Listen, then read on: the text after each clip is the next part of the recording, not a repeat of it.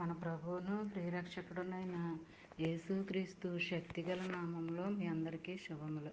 ప్రియమైన దేవుని బిడ్డలారా, మరి ఎలా ఉన్నారో? గతించిన దినమంతా కూడా ఆయన రెక్కల నీడలో నిన్ను నన్ను మనందరినీ కూడా కాపాడి మరొక నూతనమైన దినములో మనల్ని ప్రవేశపెట్టిన విధానాన్ని బట్టి మరొకసారి ఆయనకి వందనాలు చెల్లించుకుంటున్నామండి. ఈ దినము దేవుడు మనకిస్తున్న వాగ్దానము మత్తయి సువార్త 6వ అధ్యాయము 31వ వచనము.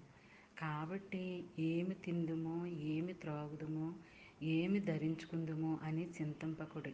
అన్యజనులు వీటిని అన్నిటి విషయమే విచారించరు. ఇవన్నీ మీకు కావాలనని మీ పరలోకపు తండ్రికి తెలియను.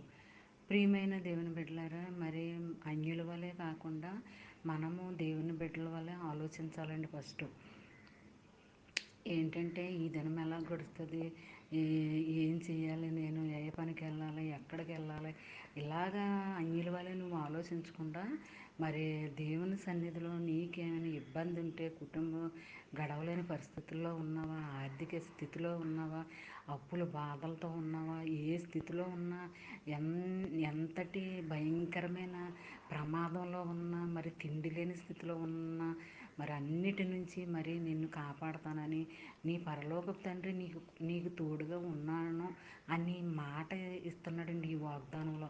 మరి ఇలాంటి వాగ్దానం మరి మనం ధ్యానించుకుంటూ చదువుకుంటూ ఉంటే ఆ దినమంతా నీకు చింత అనేదే కలగదండి, బాధ అనేదే కలగదు.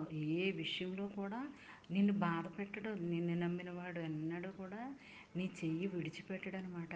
మరి నువ్వు ఎప్పుడు కూడా ఆయనకు దగ్గరగా జీవిస్తూ ఆయనకు సమీపంగా మరి ఉండాలన్నదే ఆయన కోరిక.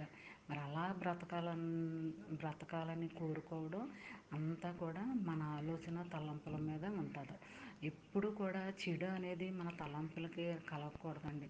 మరి బాధ అనేది, బలహీనతలు అనేవి, మరి ఇబ్బందులు అనేవి మనకి కలగకూడదు అసలు. మరి అన్నీ కూడా నేను చూసుకుంటున్నానని దేవుడు మాట ఇస్తున్నాడు కదా. మరి ఇంకా అలాంటప్పుడు వీటి గురించి నువ్వెందుకు బాధపడకూడదు.